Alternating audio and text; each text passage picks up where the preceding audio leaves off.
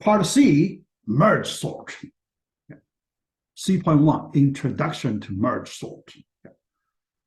First, let's look at the background part.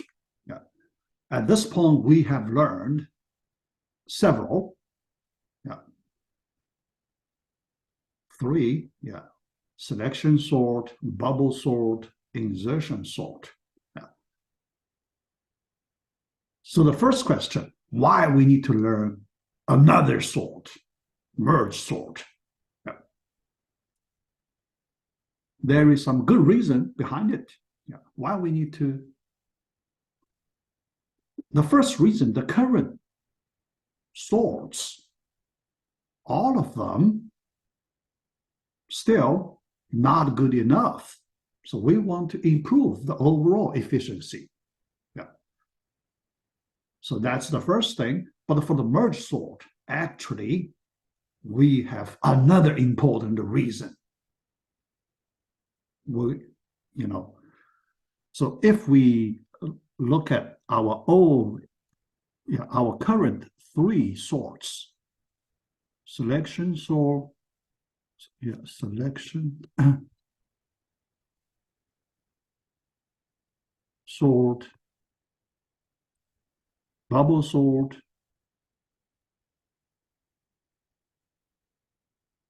and the insertion sort.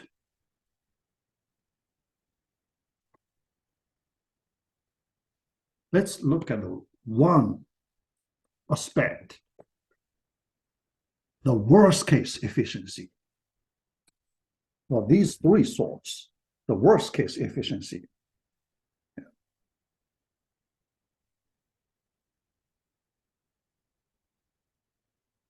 Big theta of n squared, all right?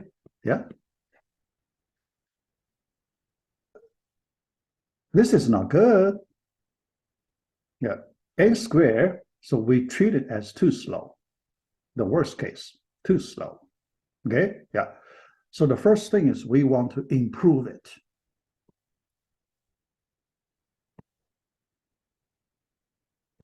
Improve this worst case. So that's a good reason. All right. So our merge sort, we will solve this problem. All right. But that's still not enough. I like to give you a little more background. Only this worst case efficiency, although that's already pretty important, but we'd like to see some more background. All right. So here, the first question we want to look at, merge two sorted arrays. This simple question. So this is we can treat it as a computing problem, but it's quite simple. From the title, you can see we are given two ordered arrays, already ordered. So you do not need to sort individual arrays, but we want to merge these two ordered arrays to get one bigger ordered array. How to merge them to get an ordered array? It's easy. The question is pretty easy, but we want to get the best solution. So you can think about, if you have this question, how to solve it. But we want to find a simple, but the best we can. So that's the best one we can find. But later you will see, actually, the one we will get is optimal. Although it's hard to show it's optimal, but we can look at the optimality result through some side evidence. Not directly. Directly, it may be hard. But indirectly, so we can see the result pretty very close to optimal solution. Yeah. All right, so first, I'd like to give you a special situation description to, related to the motivation. Yeah. Why we need to consider this problem. First, let me describe some imaginary problem so you can think about in this situation how to find a solution. Question: how to sort a huge array? The question: what do you mean a huge? How do you describe the size of this array? How big it is? Yeah, because in different people's mind, the huge description could be different. Yeah. Here, let me give you some concrete description. Yeah. How huge it is. Think about the situation, the data, the whole data. Okay. Yeah. The whole array. The whole array. The whole array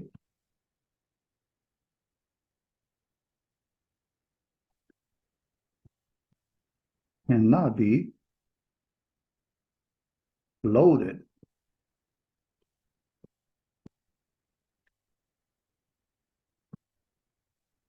into the main memory.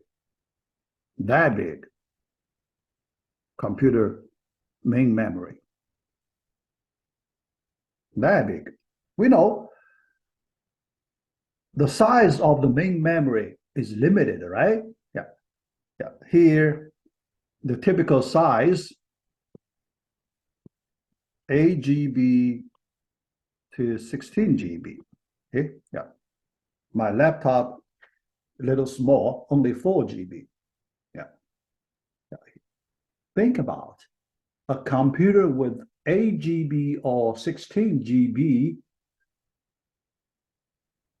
It's limited. If you want to load the whole array, there is a possibility.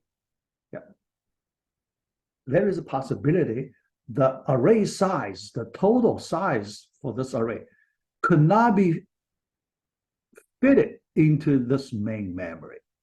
That could happen, although it's rare. It's rare, but let's imagine when that situation happens. Can you still find a solution? Think about that. Can you still find a solution? In other words, you can only load part of the array, not the whole array. Every time you can only load a portion of array or a subarray, okay? Certain subarray into the main memory, but you cannot load the whole array, okay? Yeah. There, how can we modify our current sorting algorithms to solve the whole problem? Yeah. Yeah. The answer is yes. Yeah, we can do that. We can do that. Yeah. In the real world, there are many situations people need to process the data that could not be loaded all into the main memory. That could happen quite, I cannot say quite often, for some type of applications. Yeah, that could be quite often. Yeah, for certain type of applications, yeah, but not for general applications. Yeah, here that question. Yeah, so let's think about the idea. Here we only, we won't try it. Yeah, we won't try it. Yeah, because it could be very complicated. We won't try it. Yeah, but the idea we can discuss about the idea of the solution. Yeah. All right. Here I use this line segment to represent that huge array. Yeah. So now we know we can only load some of the subarrays into the main memory, a few subarrays, yeah, but not the whole array. Okay. All right. Then we have to split the given array into many subarrays. We need to split, okay? After we split into many subarrays, then we can, we can try to use the divide and conquer approach. We can sort each subarray. Each subarray, after we load it into the main memory, we just sort it. So we get an ordered array.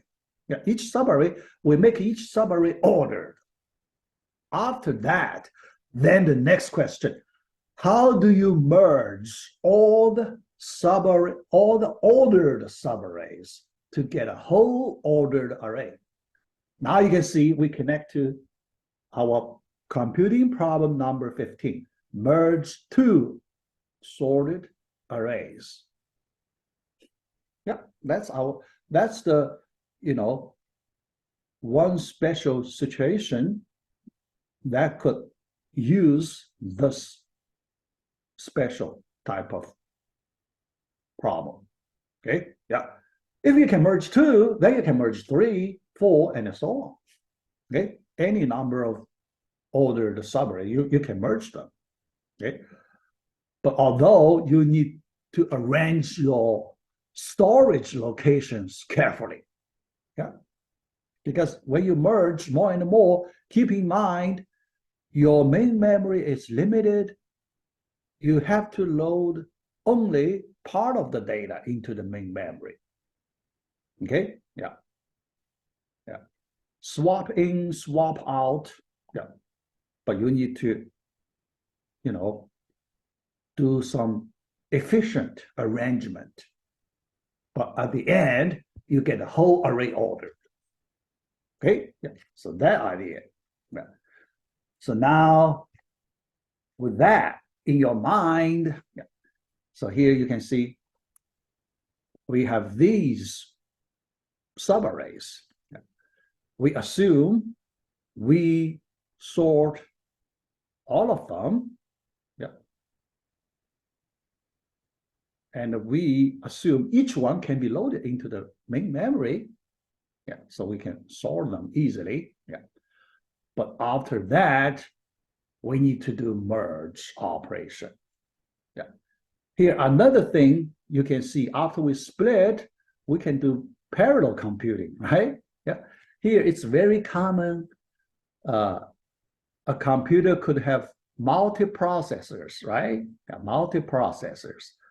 There are so many processors.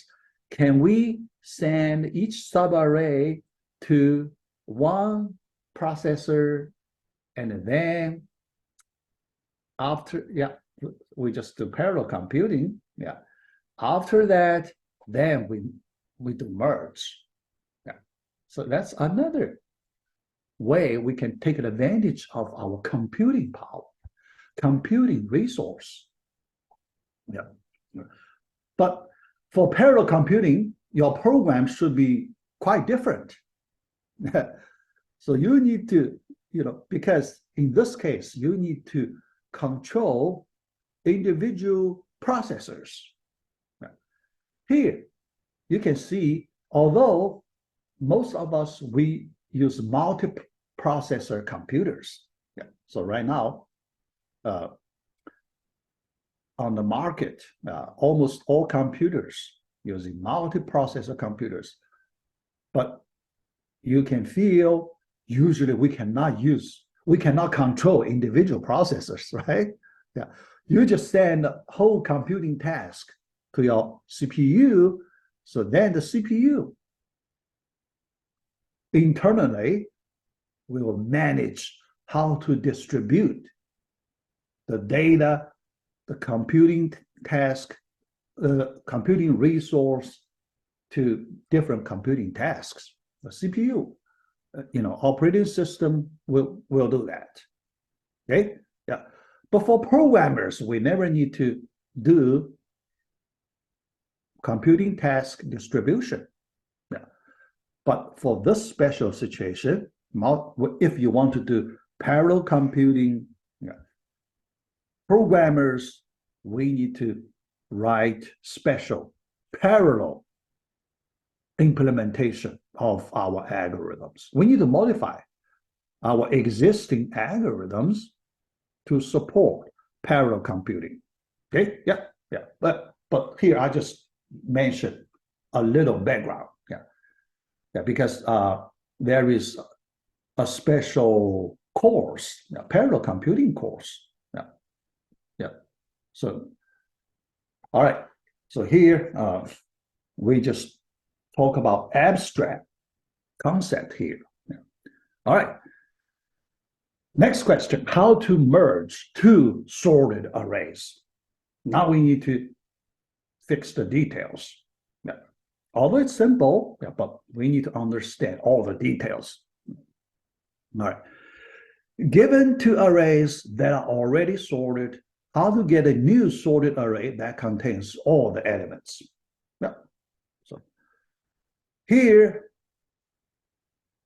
the first thing we need to keep in our mind the structure of the data. The order, that structure is very useful. In order to find a good solution, we have to take advantage of this ordered structure, ordered data structure. Yeah. If you do not use this important information, then your algorithm cannot be very fast. Okay, yeah. All right, the question is how to use ordered structure. Yeah. Do not use any sort that does not make use of any order information. Yeah. Here, the next step, we want to borrow our existing experience. When we need to find a solution, we need to, go through our background and see which part of our experience we can borrow. Yeah. We have learned several sorting algorithms. Yeah. But when we make our selection, we use this criteria. We want to select that kind of sort that make use of order information. If a sort does not use any order information, we should not select it. If a sort strongly favors the ordered data, then we should select it. That natural thinking. Okay, this thinking quite natural, right? Yeah. So let's try to do it. Yeah. All right. First, selection sort. Look at the selection. Does it use any order information? Because we know the best case, the worst case, the average case, all the same. For your data input, if it's already ordered or not ordered, the efficiency is the same. That means it does not use the order information, does not take advantage of it. All right. The second one, bubble sort, similar to selection sort. Best case, worst case, averages, all the same. That means it does not use any order information. Okay? Yeah. The third one is different. Recall when the data is in ascending order. What is the growth function? What is its efficiency? The growth function of its efficiency. It uses it because we know the best case, that means ascending order, big theta of n. That is the fastest we can have. This is the fastest growth function we can have for a sort. Yeah, so it's perfect. Here, we should borrow the experience from insertion sort. Okay, yeah, When it is ordered, we should start with this insertion sort, but we need to do the modification. We have to. So when we start, we need to, bring back the implementation way here. Yeah, try to, fit in our current question. Yeah. Then we need to do appropriate modification. Yeah. Yeah. So let's look at how to do that. Okay, that step. Yeah. Yeah. So it's a good candidate, insertion sort. Yeah. So let's recall the insertion step. The typical step is the insertion step. Okay, all right. Yeah. So let's draw a diagram to review the insertion step. Yeah. Yeah. But this time we try to explore some new idea, some new view, new idea. Yeah. All right. Yeah. All right. So this is a typical insertion situation. Yeah. The subarray already ordered, then a given key, V, we want to do the insertion. Yeah. So we know how to do the insertion here. Yeah. But here we do not want to get into that detail, that insertion detail, because if you go that way, you will get the same sort. Yeah. But here, we want to change our view at this point. Yeah. When we do insertion, although it's the operation is the insertion operation, can we take a different view to look at that operation? Yeah. So here, this is a critical step. We need to change to a different view here. Yeah. All right. Yeah. So the view is we treat this one element V as one element array. How about that? That one element we just treat it as another array, and that array is an ordered array. Yeah, because one element we treat it as ordered array. Here you can see actually what we are doing, just merging two ordered arrays, right? But it's a special type of merge. It's not a general type of merge.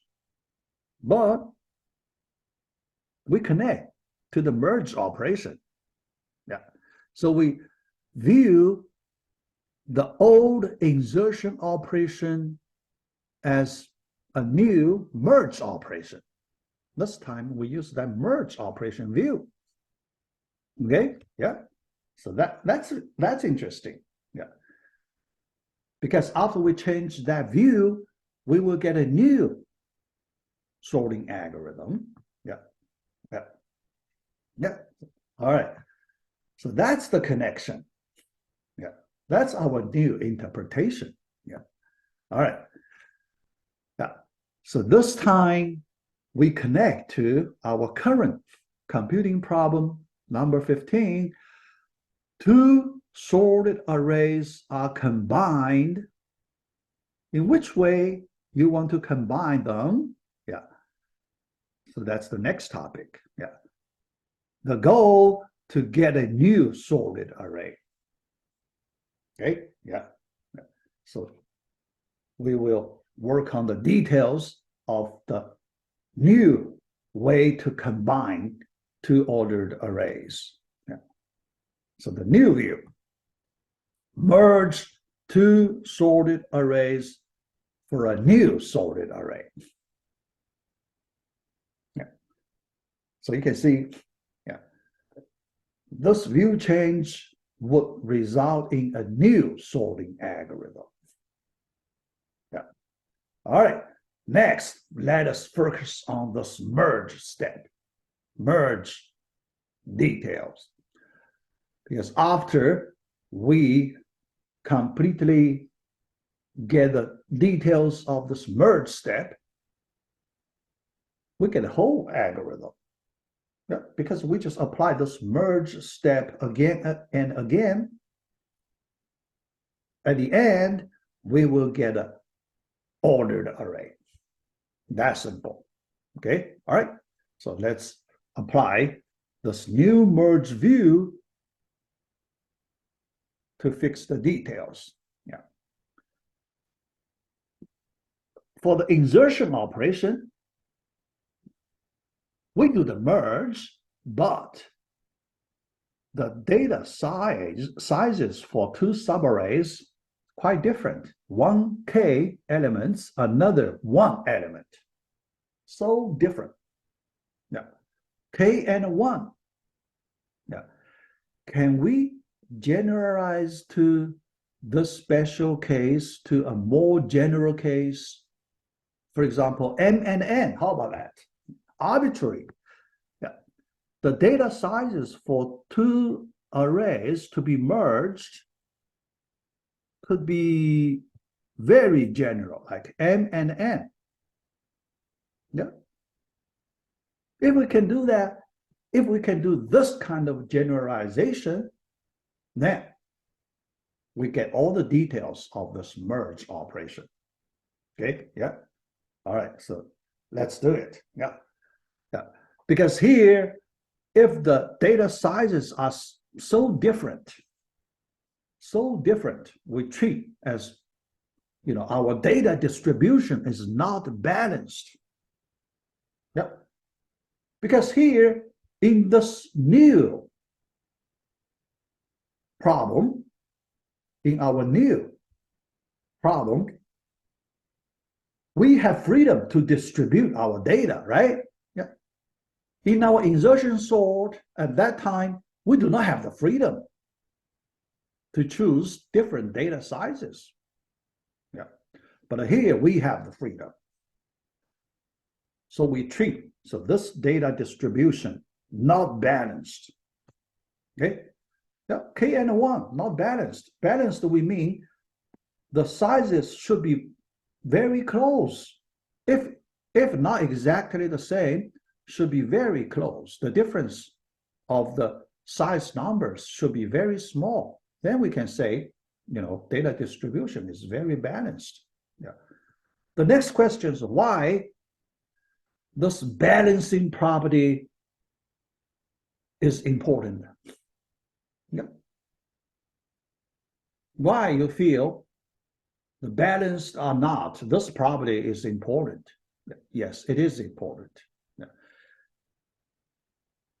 Typically, if the data distribution is not balanced, then you would get worst case. Yeah. Worse. Yeah. Probably not the worst. Okay. Yeah. We can say,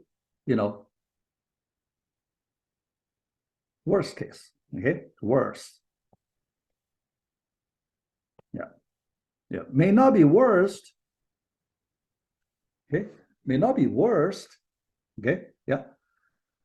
Yeah. To understand that, if you just recall our fake coin problem, when we distribute the coins in 3 different groups, if we make the most balanced distribution, we will get the best solution, right? If your distribution is unbalanced, then your solution would be worse. Your solution would be worse. Okay, yeah. Here, the same situation we have. Yeah. When we have a chance to distribute our data, we should make the most balanced distribution. Yeah, yeah. All right. Yeah. So if we do that, if we, carefully arrange our data in that balanced way, we may enjoy the result. The direct result from it is we can improve the worst case efficiency. Improve the worst case efficiency. Yeah.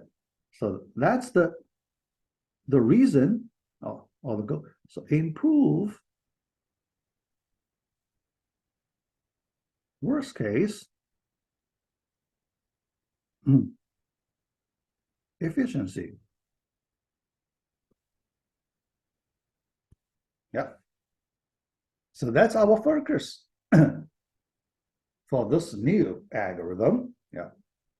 All right. Yeah. Okay. Yeah. The question next. Yeah. How to do it? Yeah. Yeah. How to apply this balancing principle? Next question. Yeah. All right. Yeah. Try to make two subarrays of equal size. Yeah. Divide and conquer. When we split our data and working on the divide and conquer approach, we will split the data as even as possible. Yeah. All right. Now, so let's do that. Let's do this merge operation. Yeah. All right. Yeah. How to achieve balanced subarrays? Let's understand the split step. How do we make even split? Every time when we do the divide step, yeah, we try to fix that detail. Yeah. Idea: whenever we merge two subarrays, we make them of equal size, as equal as possible. Yeah, because sometimes even odd, you could have one difference. Yeah. So the difference. Yeah.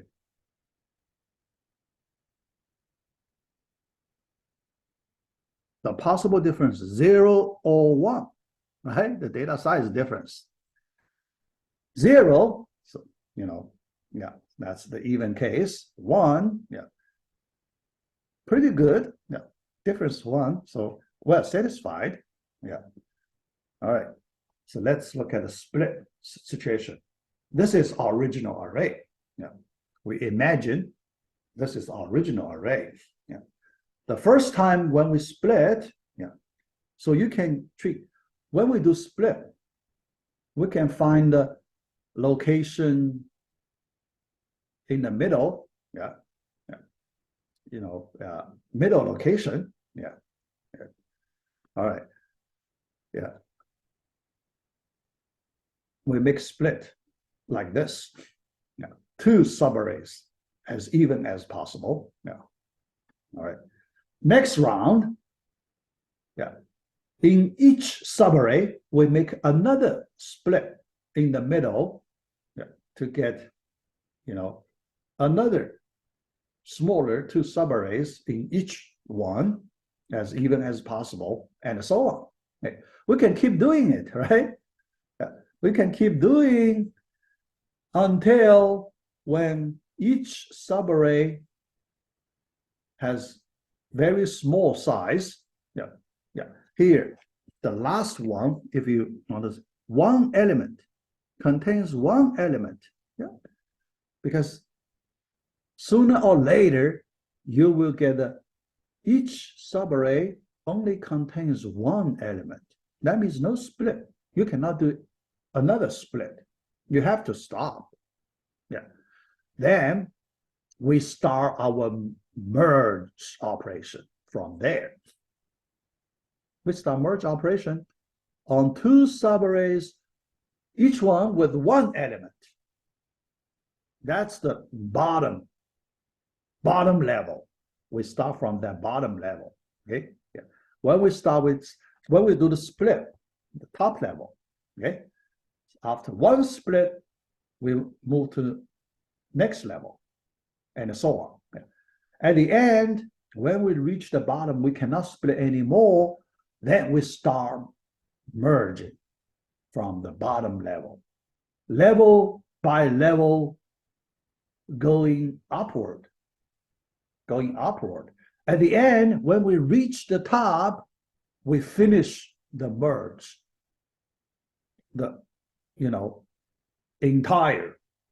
We finish the entire sort operation.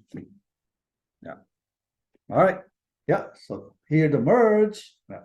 So we merge. So here, every time we merge two adjacent ordered arrays. Two adjacent.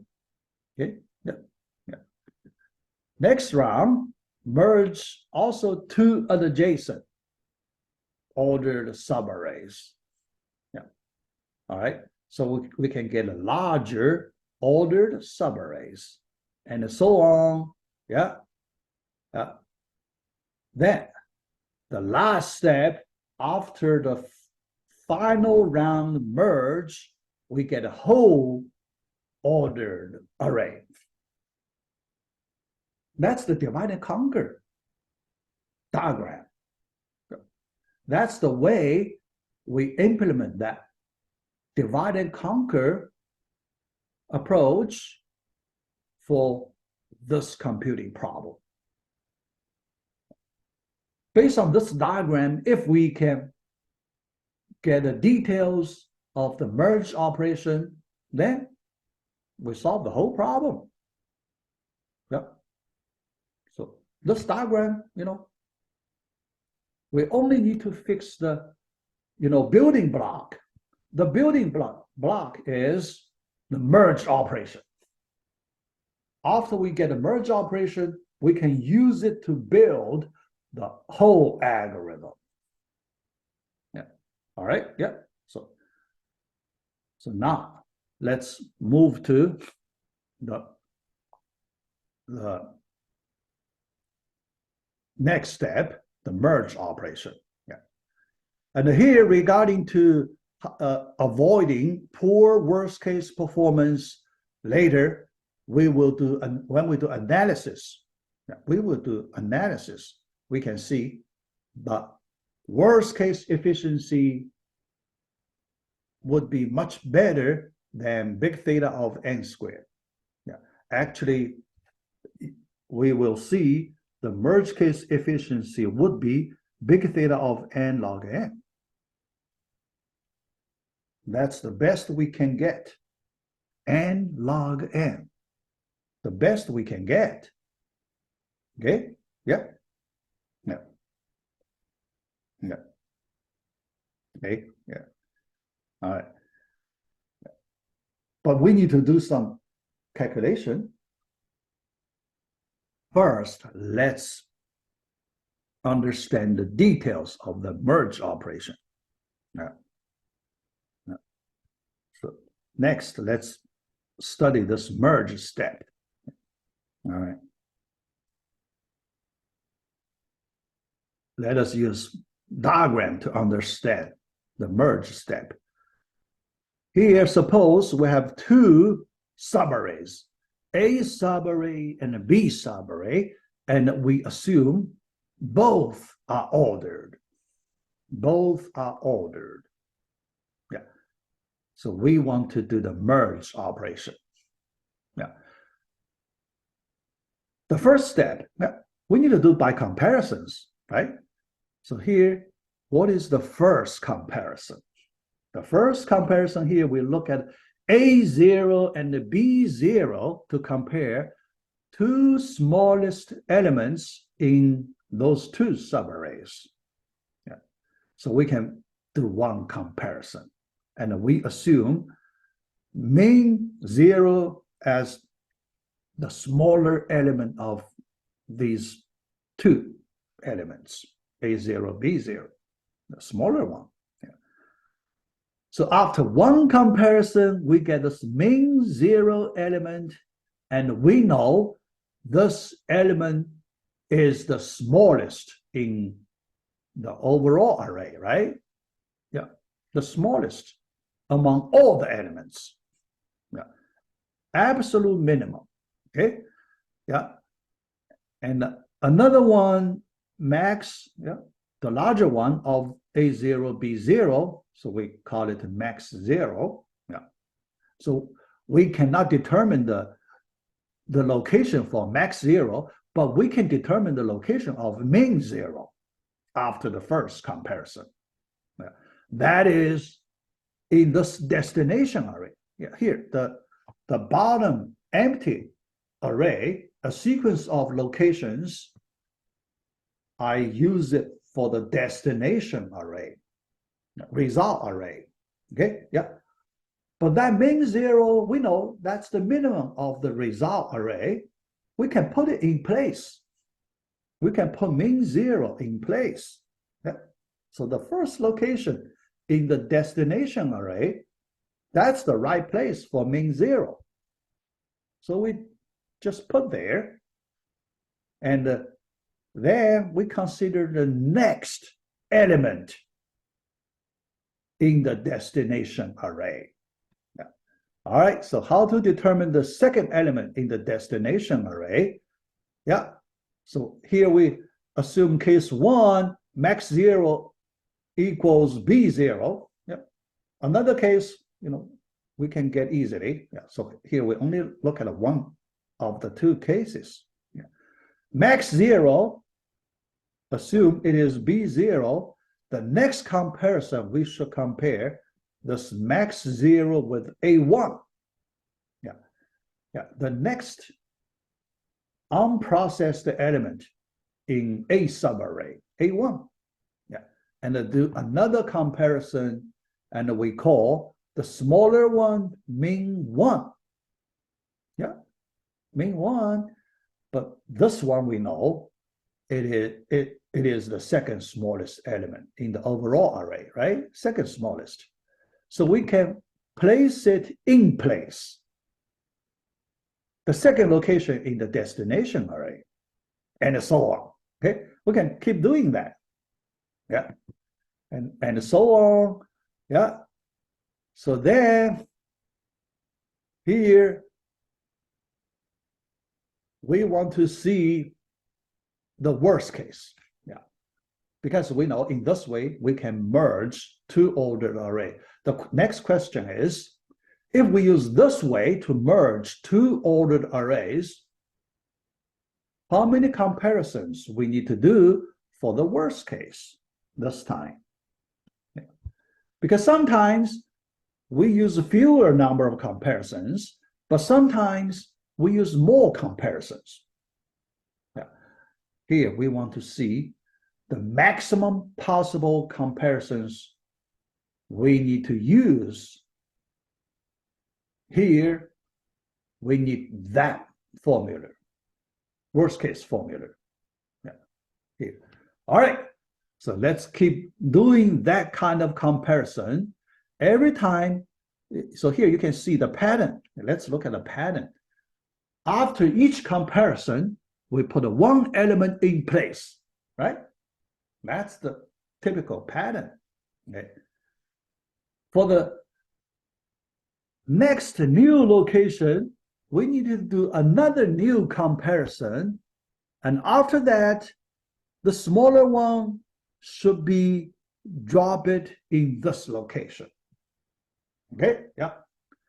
And what is the last location you need to drop an element after that comparison? That is the second to last location. Not the last one, yeah. Because for this last one, you only have one element left. You do not need to do comparison. You just put it right in place. The final location. No place to go. Yeah. Only place you can drop that element. So the last one, you don't need it. You don't need a comparison. Okay. So the last one, no comparison.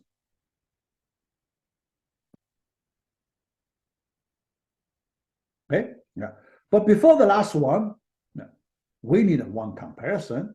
So you can see in the destination array,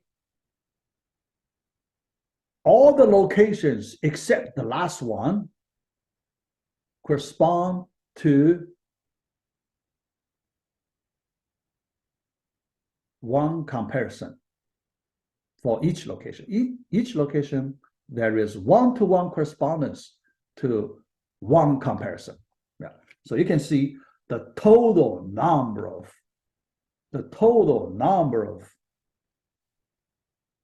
comparisons, the formula. Yeah. Yeah. That formula you can get. So that number should be the total number of elements minus one, right? Yeah. Total number of elements minus one. Yeah. The last location. Yeah. All right. So we have that formula. 2k minus 1, because A subarray has k elements. B subarray has another k elements. Total number of elements 2k. Then we need to minus 1. That's for the worst case. Yeah. That's for the worst case, because we may have the situation we do not need to do this many comparisons, right? Yeah, you will see. Yeah, we may not have the situation we do this many comparisons. We can save certain number of comparisons. Yeah. So in our next discussion, we will, for the best case discussion, we will see that. Yeah. Here, let's hold a little bit. Hold this understanding. If you cannot understand quite well, we delay it to our best case discussion. Yeah. All right. So now we consider this general merge step. Yeah.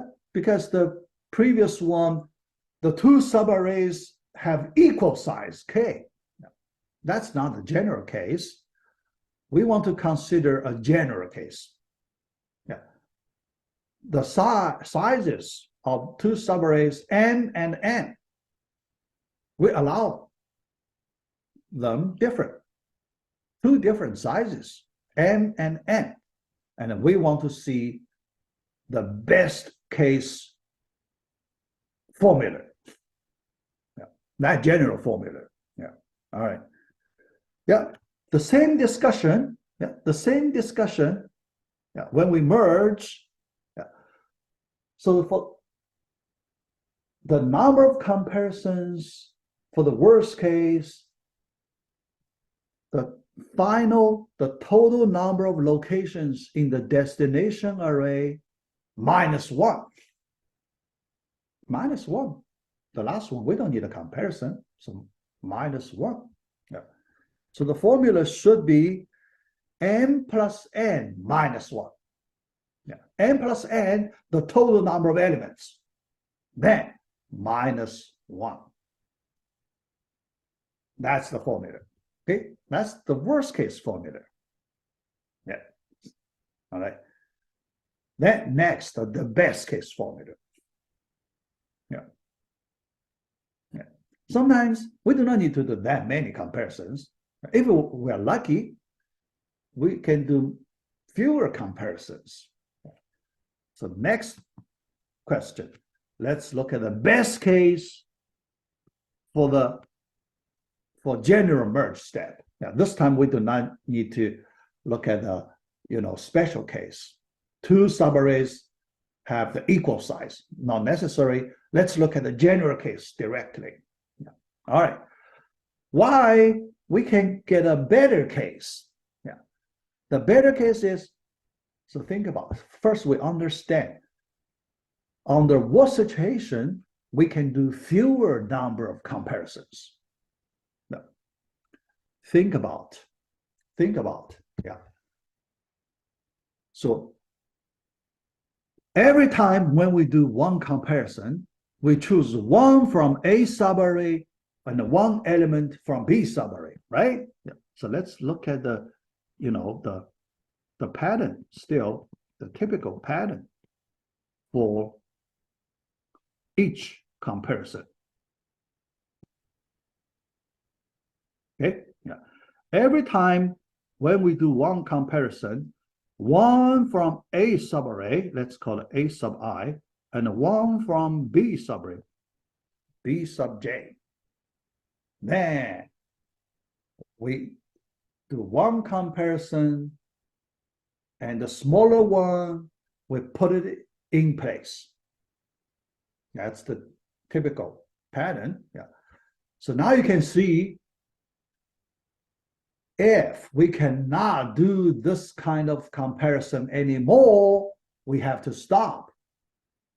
That means, think about, when we need to select one element from A subarray, one element from B subarray to do comparison, if one of the subarrays has run out of elements, what should we do? Yeah. A subarray or B subarray has run out of elements, no elements in it. We consumed all the elements in one of the subarrays. Think about that situation. If you have that situation, that means we do not need to do any more comparisons. We can put the remaining elements in the other subarray right in place, right? Yeah. Think about if at some point all the elements in A subarray already put in place. Yeah. Then after that, we should put all the remaining elements in B subarray in place immediately. No comparison needed to put them in the destination array. Yeah. Think about that situation. Yeah. All right. So based on that understanding, yeah, when we do comparisons, for the best case, we want to quickly consume or place the elements in one subarray in place as soon as possible. As soon as possible. That's all. That's the best case situation. Okay? Yeah. Yeah. So we should put either A subarray or B subarray in place as soon as possible. Okay? Yeah. So there are two cases. Yeah, two cases. Yeah. The first case, B0 is greater or equal to all AI, right? A sub I, all A elements. B0, the smallest element in B subarray is greater or equal to all the elements in A subarray. That's the first special case. In that way, we can put all the elements in A subarray in place as early as possible, right? Yeah. Okay, that's the first case. For the second case, just the opposite. The first element, A0, is greater than all elements in B subarray. Yeah, greater than, strictly greater than. Yeah. Here I do not put an equal sign, because if equal, we will put the A element in destination array first. Yeah. We will put the A element in the destination array first, not B. Okay. So for that reason, here intentionally, I require A0 is strictly greater than all the elements in B array, subarray. Okay, think about the best case can only occur in one of these two cases, right? One of these two cases. And which one we should choose? Yeah. The array with smaller number of elements. If A subarray has smaller number of elements, then we should use the first case. If B subarray has fewer number of elements, then we should use the B second case. Okay, yeah. So then we can write our, here, we already discussed. So we try to exhaust one of two arrays as early as possible. Yeah. So that's the way we exhaust one of subarrays as early as possible. Yeah. All right. So the answer, when we do this, exhaust the shorter array, we get a best case efficiency answer formula that is the minimum of m and n. Which one is smaller? Minimum of m and n. Okay, so if you do the merge for the best case, we should apply this formula. For the worst case, we should apply the previous formula. Okay, here I just copy it. For the worst case, we should apply m plus n minus 1. For the best case, the second formula. Okay, then you can answer 2 of the questions in this homework assignment number 2. I give you 1 question for the best case and 1 question for this worst case. You just plug in these 2 formulas. That's simple. Okay, all right. And so you can see after we understand this merge step, we get a whole merge sort immediately. Now, next divide and conquer. Definitely in our coding, we need to do recursion. Split, divide, and conquer, we need to call recursive function many times. All right. Next, let's do efficiency analysis. This time, we want to see for the worst case, what is the efficiency growth function? All right. To get that answer, first, let's derive the recurrence relation for that merge sort. All right. We can get that recurrence relation pretty straightforward. All right. When we start, so we split the array. So let's say the total, the efficiency function T of n for the whole array. We need this many comparisons. T of n for the whole array. We need to split, right?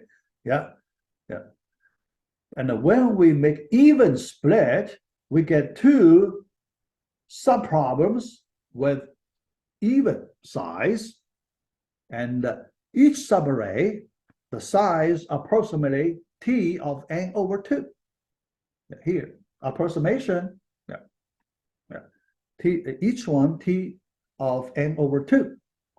So we need to pay. So to sort the first array, we need to pay this many comparisons. To conquer the second subproblem, we need to pay this many comparisons. And we need to add them up, right? But after that, we need another operation. We need a merge operation, right? We need to merge 2 ordered subarray, and we need this many comparison n. Precisely n minus 1, but here, to make it simple, we just use n. Okay? Drop that minus 1.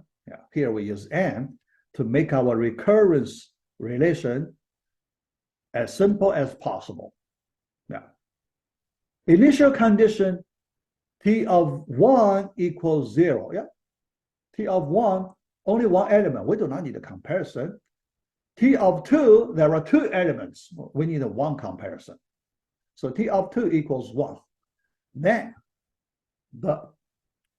for the general case, T of n equals 2 times T of n over 2 plus n. That's the recurrence relation. And here, to get the expression for T function here, I want to introduce a new method, a new approximation method. It's not a, exact method. It's approximation method. We estimate. We try to do some good estimation. It may not be very accurate computation, but should be pretty good approximation. We do it that way. So here we will not use typical mathematical method. So we will use the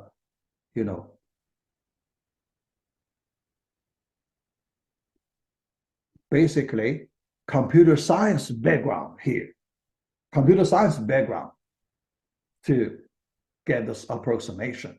So what's that? We will draw a binary tree to represent this recursion.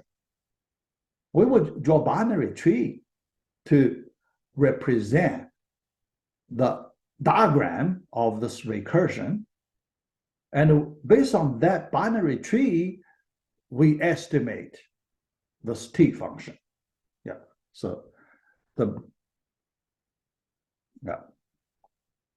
here, although I start with simpler cases, the simpler cases, because here we need to do division by 2, right? Division by 2. How to make division by 2 as simple as possible? When we consider n is power of 2, we can get it simple, right? When n is power of 2, So let's assume n equals 2 to the kth power. Then we can simplify our recurrence relation like this one. Here we can calculate to get the efficiency function expression for this special case. That won't be too hard, so we can do it here. All right. So, but how do we do the transformation? We do division method, divided by 2 both sides. Because here you see so many 2 factors here. So you can guess. So we do division method. Division like this. Both sides we do division by 2 to the kth power. Okay. After cancellation, so we get this expression. This one should be pretty easy to solve. You can see these 2 terms, they have the similar structures. So we want to represent the similar structures in a new function. We define a new function to see this equation better. What's new function? We define g function. G of k equals t of 2 to the kth over 2 to the kth. That's the g function.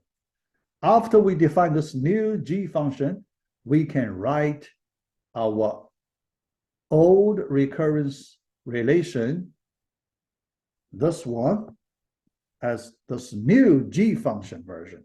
Okay, new equation, g of k equals g of k minus 1 plus 1. It's much simpler, right? This one much simpler. We can see the solution easier in this form, right? Okay, But we need to know the initial condition. G of 1, that's T of 1 over T, So we see this way. Because why G is, because G of 1 equals T of 2 to the first over 2 to the first. Okay. T of 2, that's 1 over 2. So that's 1/2. Okay. All right. Then we do next recurrence function call. So we get a g of k minus 2 plus 2.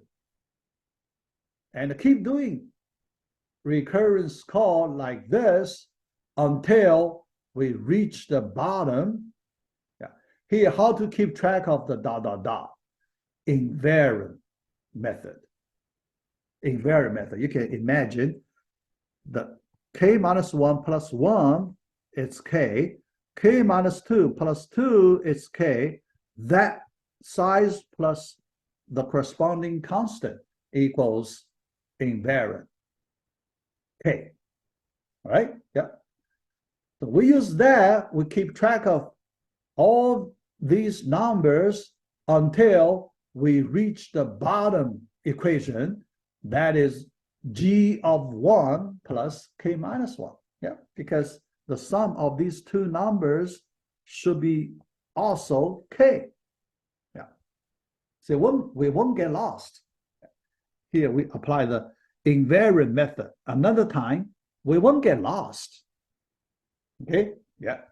So we can write a final answer, yeah, because this g of 1 equals 1/2. Yeah. So we can write g of k equals k minus 1/2. Yeah. But it's in terms of k, we want to go back to the original function. Yeah. Go back to that one. Yeah. And write the t function in terms of n, not a k. Yeah. So n equals 2 to the k. Yeah. So k equals log base 2 of n. Yeah. So we write it back. So t of n approximately equal, here we drop that 1/2, approximately equal to n times log base 2 of n, log n. Here. So you can see for the special case, n is the power of 2 case, we get this estimate. That's for the worst case. The worst case efficiency growth function, n log n, n log n. Okay, yeah. All right, all right, yeah. All right, yeah. So here, yeah, here we pretty much get to the yeah. But this is not for the general case. General case I mentioned before, we can use the recursion tree. We can get a general case. Okay, yeah. Recursion tree. Yeah, binary tree. Then we add up all the recursion cost for each recurrence function call. Yeah, and at the end we can also get this estimate. Yeah, yeah. Let's use this way: n log n. Yeah, that's for the worst case. Okay. Yeah. All right. Yeah, but for the details of that recurrence tree, I skip that part. Yeah, because we do not have that much time. Okay, so I like to skip the recurrence tree, that part. Yeah. So let's take a 15-minute break.